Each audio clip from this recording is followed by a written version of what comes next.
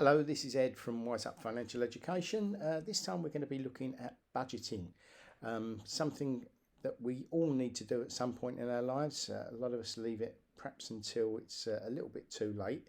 What we're going to try and do is encourage you to have a go at budgeting as early as possible, because generally we've got less money coming in when we're younger, so any mistakes that we might make, it's going to be a lot easier to rectify.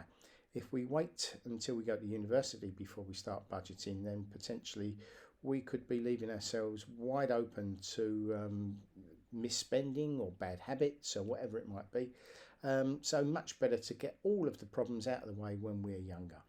So let me start by asking everybody a question. What do you like to do for fun? Now, there's lots of different things and everybody's individual on that, but I guess some of these things will probably cover it. Shopping, holidays, some gaming, concerts, playing sports or watching sports, subscriptions, things like that. So all of those things are things we really enjoy doing, but of course we end up having to spend money on them. Now, what we should never do is begrudge spending money on fun, but what we have to do is make sure that we maximise the fun we're getting for the money that we're spending on it. So if I asked you currently, how much do you reckon you would spend on those activities each week?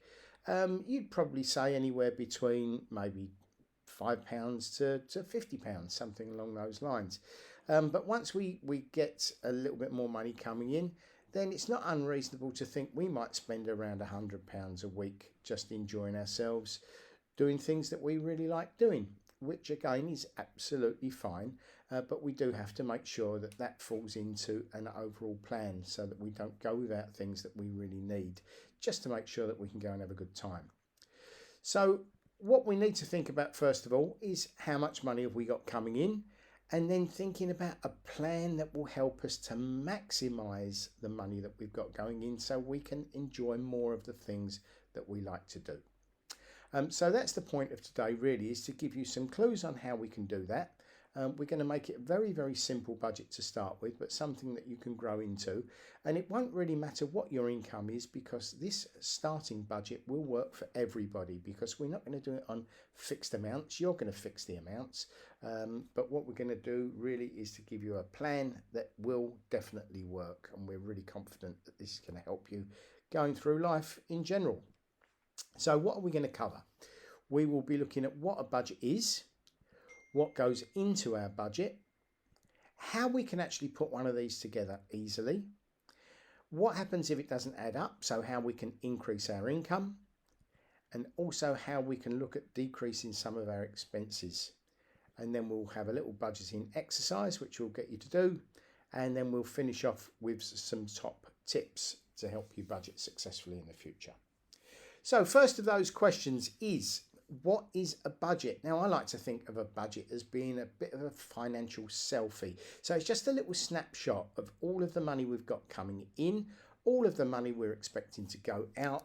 And based on the results of that little financial selfie, we build a plan going forward for the next few days, the next weeks, or the next month, something along those lines.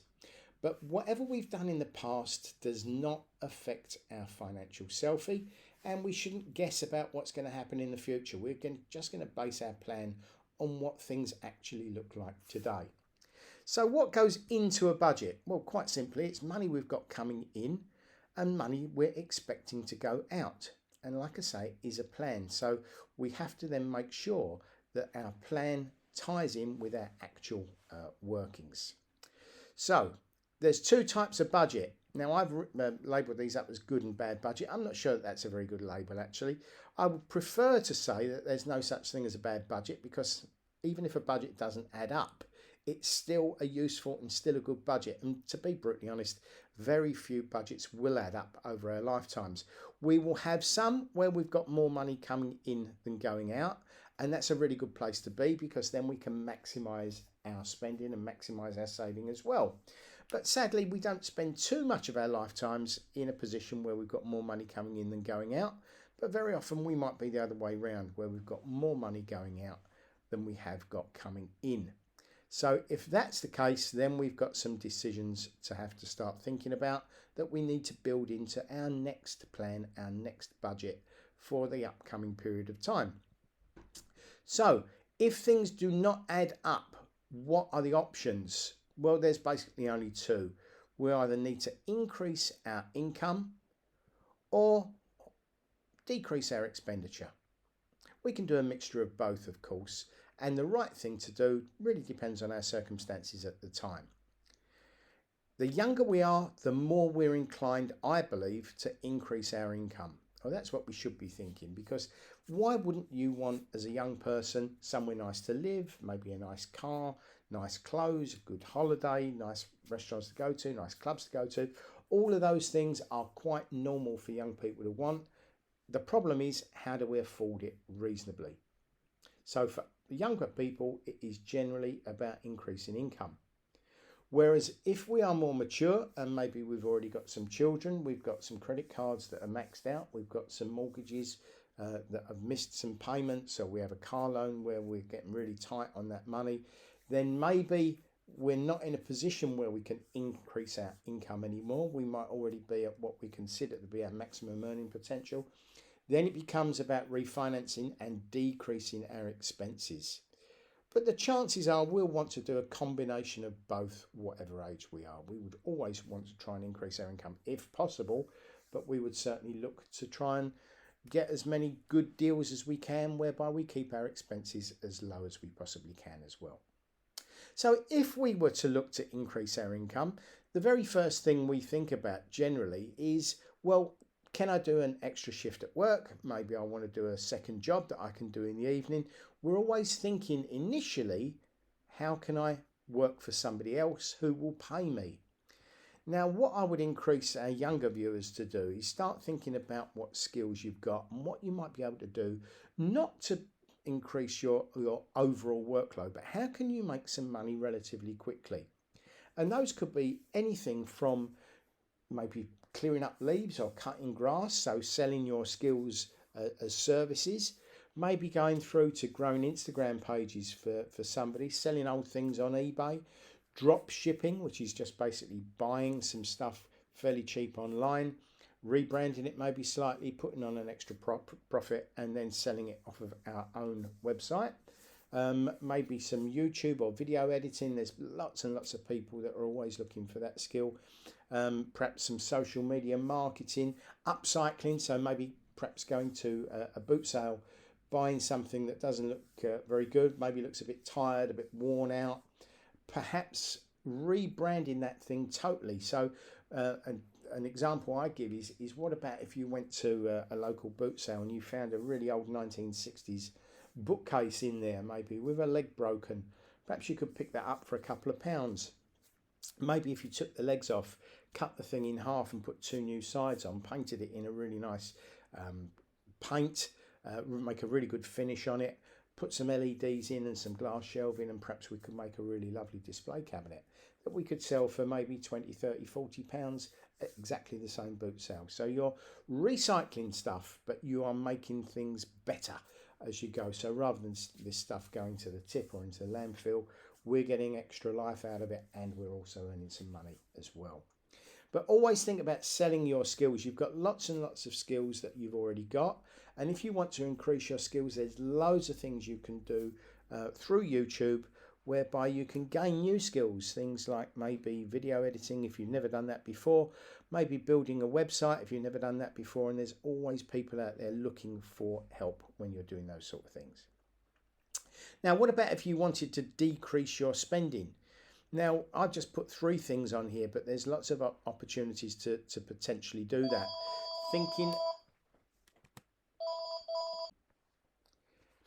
So there's several ways you can decrease your spending. Maybe thinking about your grocery shop. Depending on where you shop, your bill will be considerably different. So if you went to Waitrose for a particular basket of goods that might cost you £100, by going to Aldi and Lidl, you might be able to shave 25% of the cost off of that shop. Your phone bill, generally, a huge amount of your phone bill is going to be paying off the brand new phone that you bought a year or so ago. Once that's paid off over the 2 years, most people then, they've done all the hard bit, so then they start the hard bit again and they get another brand new phone, even though very often there's nothing wrong with the old one. If we went to a SIM-only deal, we could shave a huge amount of money off of our monthly phone bill, and be prepared to shop around because things change. A few years ago, gift gaff was one of the cheapest you could find. Now it's one of the more expensive. So always be prepared with a SIM-only deal. Change it fairly regularly, and then you're always going to get the best deal. And then never shop for things online and pay full price. There's loads and loads of discounts that you can get, either with different cashback sites. We've mentioned Top Cashback on there. You can get voucher codes through Voucher or Honey. And there's lots of cost comparison sites like Compare the Market as well, whereby you can actually find good bargains that are out there without paying full price. So different ways to decrease your spending. We've already looked at different ways that you might be able to increase your income. So right, how can we start to budget? And like I say, what we wanted to do was make something really, really simple that was not dependent on your income. So this works if you've just got a few pounds coming in every week, or whether you've got thousands of pounds coming in every week. You can use exactly the same plan and it will grow with you. So we would suggest, to start with, allocate your money that you've got coming in into 4 different pots. So the pots we would choose to start with would be an emergency pot to start with. That would be because things always go wrong. You're never ever going to be in a position whereby you can guess everything that might happen in your life. If you're driving a car, you might go over a pothole, you get a burst tyre, you need a new tyre. It might be you've got an MOT failure. You might drop your phone and you've got to actually go out and find a new one. So all of those things which might go wrong in life will at some point do so, without a doubt. You want an emergency fund to help you get over that problem when it comes along. The second one we would suggest is for necessities. Those are the things that we spend our money on just living. So it could be food, it could be shelter, it could be our mobile phone bill, for example, it could be some basic clothing that we need for our work, whatever that might be. So necessities, things that keep us going as a person. The next thing we would budget for would be fun. So we would have a pot for our fun. Never feel guilty about spending money on enjoying yourself, but it makes life much easier to actually not feel guilty if we've already put some money away to do so. And then finally, we would say savings for big stuff. So that could be for a holiday, it could be for a new suit, it could be for a new bag, it could be for a car or even a mortgage. Something with a fixed idea of what we're going to be spending it on in the future as well. Now you notice we haven't put any figures on these different pots. That's because we are going to go on a percentage route. So irrespective of what your income is, you can make your own percentages up. Now we have given you some ideas on what we think would be a good starting point for percentages, but these are not fixed and you can change them around as much as you want. So we would suggest for your emergency pot, we would put maybe 15% of our income into our emergency pot. Into our necessities pot, we would suggest 50% of our income being highlighted for our necessities pot. We would put 25% of our income into our fun pot and the remainder, which is 10%, into our savings pot. Now, as I say, we've started there with 4 pots. When you get comfortable with the idea of budgeting, you could introduce 5th, 6th, 7th, 8th. You could introduce as many pots as you wanted, and you could change those percentages around depending on what had happened in the previous couple of weeks, or what your budget, your snapshot looks like today. So, for an example, if we had £100 worth of income coming in, then we could assign our income as follows. We would put £15 into our emergency pot, £50 into our necessities pot, £25 into our fun pot, and £10 into our savings pot. Now I stress, this is our plan based on our financial snapshot. This is our plan for our budget. So all I'm going to ask you to do now, in a little bit of an exercise, is think about a couple of things. Think about what your percentage allocations might be. Would they be different from what we're doing? And then think about what your normal weekly or monthly income might be, and then assign it into the pots that you put down. If you want to start it with more than the 4 pots, that's absolutely fine as well. So think about things that would work for you, but don't overcomplicate it. We can always make it a little bit bigger and a little bit more complex as we go through, but let's start off by keeping it really nice and simple. So I'm going to invite you now to just pause the video for a minute, go into your turn, and let's find out what your ideas are. Okay, welcome back. So I've done this with an income of £140. So your £140 has come from a gardening job, babysitting, selling old games. Your income could, of course, be £1,400. It's completely up to you. And like I said earlier on, your percentage allocation could be different from the ones we've used. But if we use the £140 and if we use our allocations, we take 15% of our £140 coming in, £21 for emergency, 50% of £140 is £70, that goes in necessities, 25% of 140 is 35, that goes for fun, and 10% of 140 is of course £14, and that goes into savings. Now again, stressing, this is the plan. This is not what has happened, but this is our plan, and I would suggest doing this on perhaps the day or just the day before we get paid. Right, now we live our life for the week, but we keep track of things which we are spending our money on. It's really important that we track our spending, and you can use an app to do that, or you could just use Excel, whatever suits you best. So if we spent some money during the course of our week, we spent £60 on food and drink, £45 on shopping, £15 on bowling, and our phone bill was £20. You can see that adds up very conveniently, because we did this deliberately, to £140. But bear in mind, of course, your spending might be more than you've budgeted for, and then you're going to have to think about how you can cut down next week or increase your income. If your spending is less than you already had, then obviously you can save some more, or you could actually put that into extra emergency fund, whatever suits you best. So if we look at those different things, what categories could we put those in? Now the food and drink, I would say, is necessities. That was the stuff we needed to keep us alive throughout the week. Our shopping was actually our fun shop. So that was when we went out for the weekend, maybe we bought some trousers, maybe we bought a bag, whatever it might be. We put that into our fun pot. Bowling, I think we'd all agree quite simply, is also for fun. And our phone bill is part of our necessities. So we were expecting the bill in. It certainly wasn't an emergency, so it goes into necessities.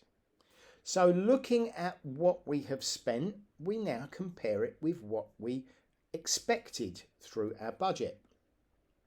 So remember, we expected 15% of our income, which was £21 to go into emergency. We actually didn't put anything into emergency at all. Our necessities, which was our food and drink and our phone bill, added up in the end to £80, which was a little bit more than we expected. Our fun was a lot more than we expected. We went shopping and we went bowling. We spent £60 on fun, where we'd only budgeted £35. And our savings, we didn't manage to put anything in there at all. Now, listen, that's not the end of the world. That's not dreadful. Yes, it didn't go to plan. We can review now very carefully what we did. We budgeted those figures and we actually spent those figures. But like I say, it's not the end of the world. We've just overspent on a couple of categories that week. But because now we review what we've been doing, we can make the necessary adjustments to make our budget better to fit our lifestyle the next week. So when we start our budgeting process, we are going to make mistakes. That's absolutely expected. The important thing is we learn from our mistakes, we learn about ourselves, and we adjust for that for coming weeks. So next week, we won't be expecting our £20 phone bill. So our necessities go back down to within our normal budget of £70, and necessities would probably be around £60. That £20 phone bill could now find its way into essentials. Yes, we have to spend less money on our fun next week because we need to put some money into savings. So we can see fairly clearly where we may have gone slightly awry. we can see what we need to do to put it back into kilter again. So this sort of circle of planning, reviewing, planning, tracing and reviewing just carries on going through every cycle of our budget. So we begin by creating the budget. We do that perhaps at the start of the week or at the start of the month. I would suggest the day before we get paid. We live our life, but we make sure that we track our spending using our app or our spreadsheet, whatever that might be, the way that you want to do that. And then we review what we planned for against what we spent. And the next time we create our budget again for the next week, then we're going to be putting some things in there that are going to bring things back into shape an awful lot better. Right, so how do we physically do it? So this is the plan that's all on paper. So how can we create the pots, the physical pots to put our money in? Well, we can have different sections of our bank account. We can do that through whichever bank that we use. So an awful lot of them will have a banking app whereby we can put some stuff on there. We can use different bank accounts through Monzo, or we can use Plum, which is a savings app as well. All those different things that you can do. You can use an app to help us track our spending, and there's lots and lots of different things out there that you can do. And maybe we can even use, if you actually get paid in cash while you're at uni, a lot of the time you might be paid in cash or in tips, you can physically keep envelopes to put your cash in, have a different envelope for a different pot, and only spend the money that's sitting in that envelope that we've actually planned to spend. So we don't go into a different envelope for when we're going out. So those are just a few ideas, but it's whatever works for you is absolutely fine. The important thing is that we have our plan and you find a way that works for you when it comes to tracking your spending, because the rest of it we can do sitting in the comfort of our flat once a week to start with, I would suggest, and that would even stretch out to once every 2 weeks once we get better, and maybe once a month then when we start in the workplace, because then we're probably going to be paid monthly anyway, and it makes sense to do a budget every time we get paid. So before we finish, let's just look at a few of our top tips. First of all, put as much detail in as you can so that you avoid surprise expenses. So think about what you might be included in your necessities, what might go into your fun budget. So if you like playing sport or you like watching sport, maybe that goes into there specifically. You have a very clear idea of what's going to go into each one. That will avoid surprise expenses, which means your budget is going to be more accurate. Make sure that your emergency fund is definitely one of the pots that you use. That means that every time something comes along that you weren't quite prepared for, you've got some money there to cover it. Budget for your fun. Always make fun one of your budget pots. And you might even, once you get used to this idea of pots, you might split your fun budget down into a couple of things that you do on a regular basis and things that you do one-off. And also make your budget and your allocation and your physical movement of money from one place to another as automatic as you can, because when you do that, you're not going to forget things, and things are going to be done in time for you to live the rest of your life through the month. We don't want to get wed into this thing so that we're spending so much time on it, but it will take a little bit of time to start with. But the more practiced you get at using your budget, the better it's going to be and the quicker it's going to take. And then your review is just as important as absolutely everything else. So your review is just as important as your plan. It's just as important as tracking your spending. All of these are just as important as each other. If you review regularly, it enables us then to adjust our budget for the future month that's coming along, and you're going to be in a really good position. Just to reiterate what I said right at the start, if you've not started budgeting yet, even if you've only got a few pounds a week coming in, it's worth getting started, because any mistakes that you make now are going to be quite small. What we don't want to do is wait until we've got a fair amount of money coming in, make some mistakes then, because then the repercussions are going to be greater. So hope you enjoyed that. I hope you found that useful. Get budgeting. Use the website for everything else that you want to. There's another 17 different topics sitting on the website, and we're adding more all the time. And happy budgeting.